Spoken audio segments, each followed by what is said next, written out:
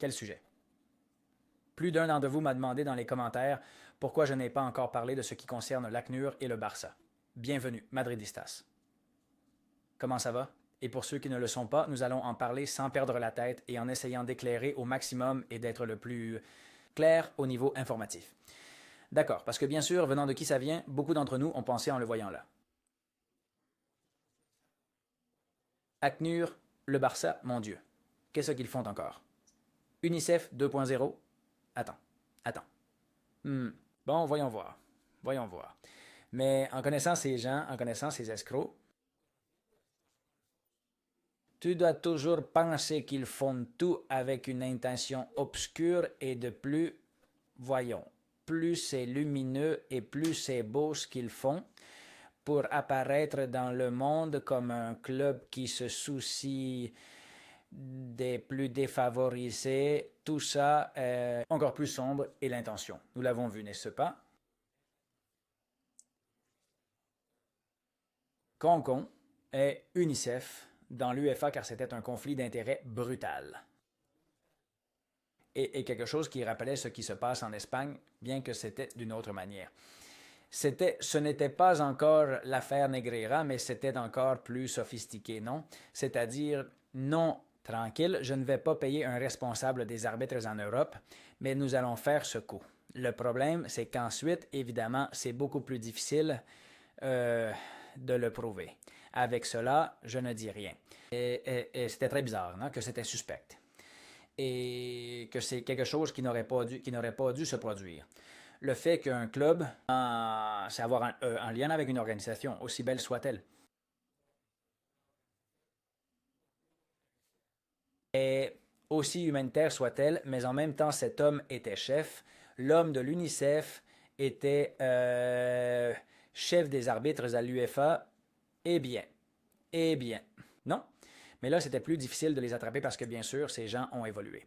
C'est-à-dire, ce que Núñez a essayé de faire, que beaucoup de journalistes catalans et du Barça nous ont raconté, qui nous ont laissés stupéfaits à l'époque, dans les années 90, d'accord?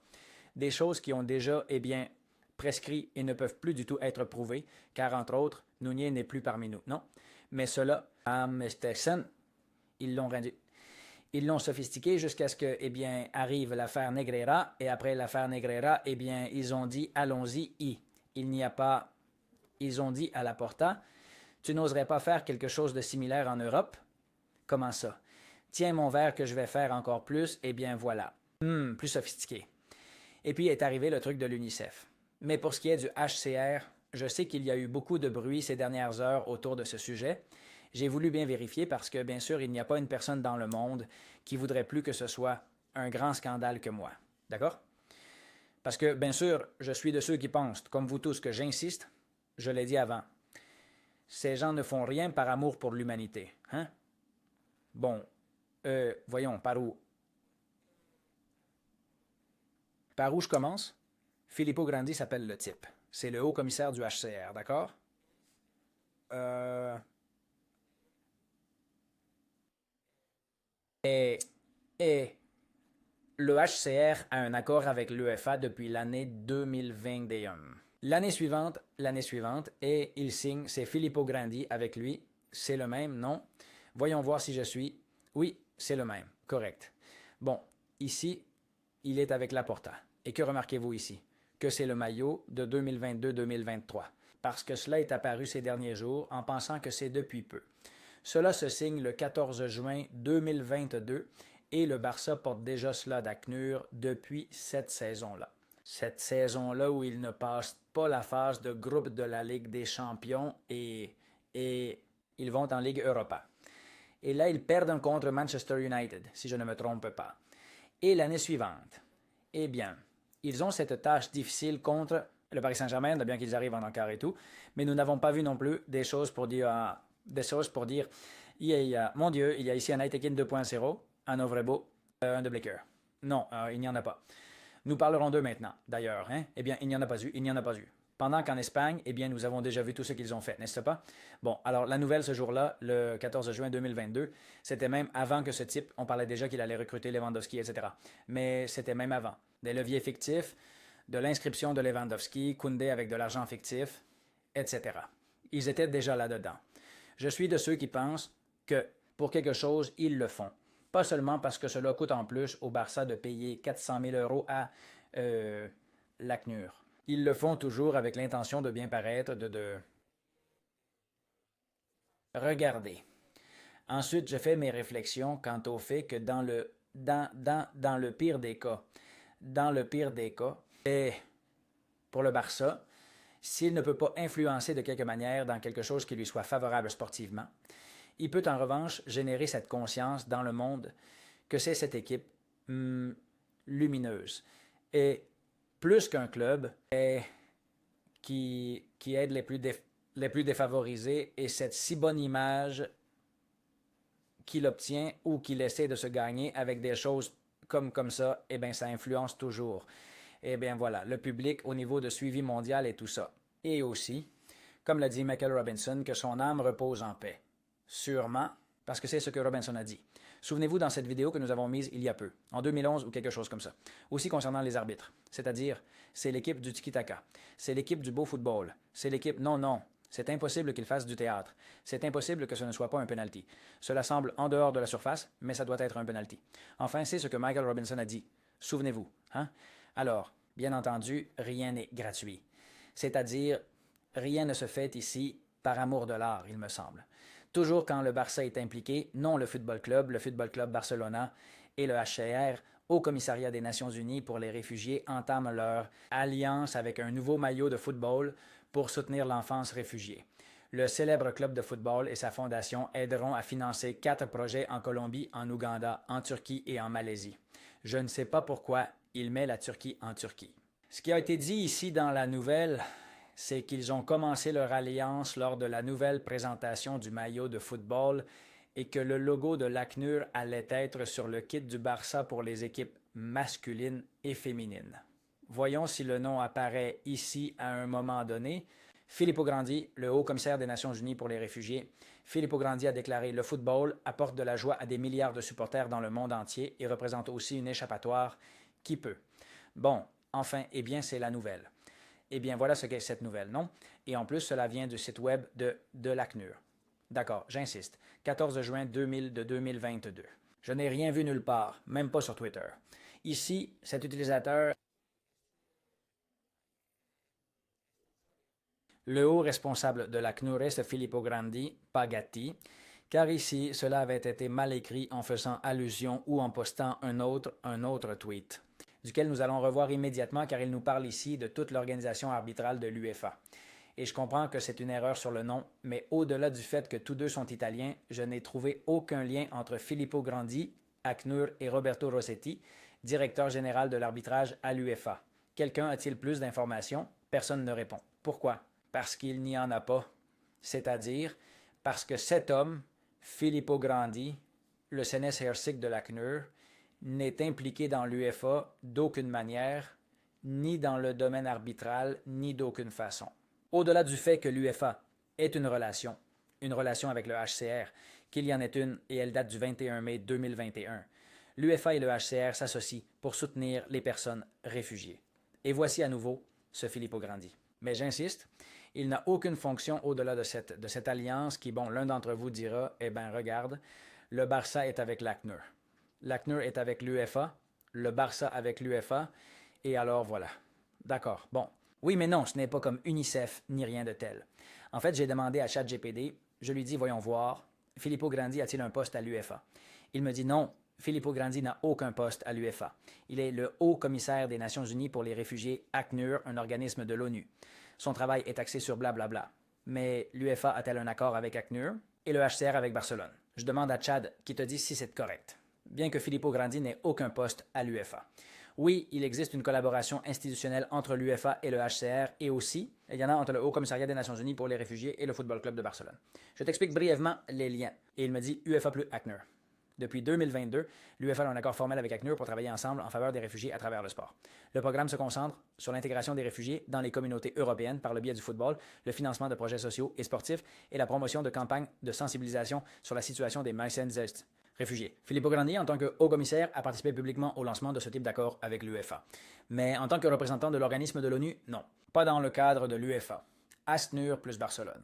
Barcelone a cet accord avec l'Agence des Nations Unies pour les réfugiés depuis 2022 à travers sa fondation. Cet accord inclut le port du logo de l'Agence des Nations Unies pour les réfugiés à l'arrière du maillot de l'équipe première masculine et féminine. Développer des projets sociaux et éducatifs avec de jeunes réfugiés est une collaboration visible et médiatique qui fait partie du positionnement social du club. En résumé, Filippo Grandi, chef d'ACNUR sans fonction à l'UEFA, l'UEFA a une alliance avec l'ACNUR. Barcelone a une alliance avec l'ACNUR. Il n'y a pas de relation directe formelle entre Filippo Grandi et le Barça ou l'UEFA, au-delà de leur rôle institutionnel que certains penseront peut-être est suffisant. Parce que c'est déjà quelque chose qu'aucun des clubs européens n'a, c'est-à-dire le Barça était partenaire. Il a ici une relation de mettre le nom sur le maillot commercial et mettre le numéro sur le maillot avec un organisme international aussi important que le HCR qui appartient qu'aux Nations Unies, qui en même temps a un autre avec l'UEFA. Déjà, il y a quelque chose que les autres clubs n'ont pas. Mais de là à penser que c'est la même chose que l'UNICEF à l'époque, et maintenant, rappelons-nous l'UNICEF, eh bien, je ne crois pas, parce que l'UNICEF, comme dirait Mourinho, c'était cet homme qui est ici avec Laporta en son temps et avec le secrétaire d'État au sport, à l'époque aussi du gouvernement de l'Espagne, son Senés, Ercic et Senés. Ercic était la main droite de Platini et était vice-président du comité exécutif de l'UEFA, responsable du comité des arbitres et président du comité de responsabilité sociale et de jeu propre. En parallèle, il exerçait aussi comme chef de projet pour l'UNICEF, dont le logo était porté par le Barça. Il n'était pas le grand chef suprême de l'UNICEF, mais il était un chef chez l'UNICEF, n'est-ce pas? Alors bien sûr, c'était différent parce que ce monsieur était responsable du comité des arbitres et président du comité de responsabilité sociale et de fair play au sein de l'UEFA. Ce n'est pas comparable, loin de là. Mais je laisse cette petite fenêtre ouverte pour deux choses. L'intention toujours du Barça quand il fait une chose de ces sortes, et une autre a déjà quelque chose. Avec un partenaire de l'UEFA que n'a pas un autre, et club de la Confédération européenne. Et jusqu'où je sais, eh bien, c'est là. Et enfin, avec cela, nous excluons. Ça sonne bien de dire que le nouveau UNICEF est le HCR, mais nous excluons cela. Mais il y a un compte qui s'appelle Floperista qui dit que ça sent un peu bizarre et en nommant Roberto Rossetti, il dit « Responsable principal du CTA UEFA et collaborateur de Filippo Gatti. » Collaborateur. Je ne vois pas qu'il soit collaborateur, je vois que Grandi. Ici, il est écrit Gatti. Ce que je vois, c'est que Filippo Grandi a comme représentant ou haut commissaire du Haut Commissariat des Nations Unies pour les réfugiés une relation avec l'UEFA. Mais de là à l'escalader ou à l'amener à une relation directe ou à un collaborateur direct avec Roberto Rossetti, le Medina Cantalejo des arbitres en Europe, eh bien, je pense que non, je ne pense pas. Voici l'organigramme, vous le voyez ici. Eh bien, il y a Roberto Rossetti, directeur en chef de l'arbitrage de l'UEFA. Il y a une série ici de, regarde, Kuipers, et il y a aussi Carlos Velasco Carvalho. Ceux-ci sont les membres du comité des arbitres de l'UEFA, d'accord? Et ensuite, ici, il y a plus de gens. Ce panel conseille sur l'information et l'évaluation des arbitres en Europe. De Bleecker est ici, plusieurs, quelques célèbres. Gianluca Rocchi, cet arbitre aussi à son époque. Ensuite, il y en a d'autres que nous ne connaissons pas tant et ce sont eux qui conseillent. Et puis, il dit responsable. Les principaux responsables des désignations sont Roberto Rossetti, président du comité des arbitres de l'UEFA, celui que nous venons de nommer, et Kuipers, Velasco Carvalho, Dagmar Damkoway et Vladimir Shain, et membres du comité des arbitres. Ce sont les désignateurs. Bien sûr, ici, c'est Velasco Carvalho, qui était un type qui, dès qu'il a senti l'affaire Negreira être parti en courant, que Mathieu Lahoz a dit récemment qu'il favorise au niveau européen les arbitres qui avaient fait le coaching avec le fils de Negreira. Et Velasco Carvalho, ce qui est que maintenant, nous allons revoir certaines choses que ce tweet nous montre ici et que je trouve très intéressant. Bjorn Kuipers, l'un des désignateurs arbitraux de l'UEFA, qui a eu plusieurs situations délicates avec le Barça impliqué. Le match retour contre le Milan, où il accorde un deuxième penalty en faveur du Football Club Barcelona sans que le ballon soit en jeu. C'était quand Nesta, Abad et compagnie étaient là. C'était en avril 2012. En avril 2012, c'était Kuipers. Velasco Carvalho, évidemment, ne les a jamais arbitrés en Ligue des Champions, étant du même pays, mais ils ont un grand historique dans des compétitions nationales avec le Football Club Barcelone avec 80% de victoires. Du Barça, 24 victoires sur 30 matchs qu'il a arbitré Velasco Carvalho. Et il y a aussi Frank de Blaker, qui a expulsé Mota contre Barcelone pour une interprétation. De Busquets-Niveau, Oscar, entre autres. Et de Blaker était aussi sur cette faute, sur ce but que Madrid a marqué au retour de ses demi-finales contre le Barça de la Ligue des Champions, où il a sifflé une faute à Cristiano, alors qu'en réalité, ils avaient poussé Cristiano, où il avait poussé non, le but a été marqué par Higuaín, ils avaient poussé Cristiano auparavant et ensuite Cristiano en tombant a bousculé Mascherano. Et bien, de celles-là, nous en avons vécu quelques-unes. Frank de Blaker était là parce que Mourinho avait aussi dit à l'époque que de Blaker était l'un des artisans de ces tricheries pendant ces temps-là. Eh bien, et plus d'arbitres ici qu'il nomme. Mais j'insiste pour dire qu'il n'y a pas de relation directe. Évidemment, si tu regardes tous les noms de tous les arbitres qui sont là, l'un d'eux a joué un rôle en faveur du Barça, comme ceux que nous venons de voir, mais que escalader le sujet à quelque chose de semblable à ce que nous avons vécu à l'époque avec Desen Sersic à l'UEFA, cela me semble exagéré. C'est pourquoi je n'ai pas voulu lui accorder l'importance que certains lui ont donnée.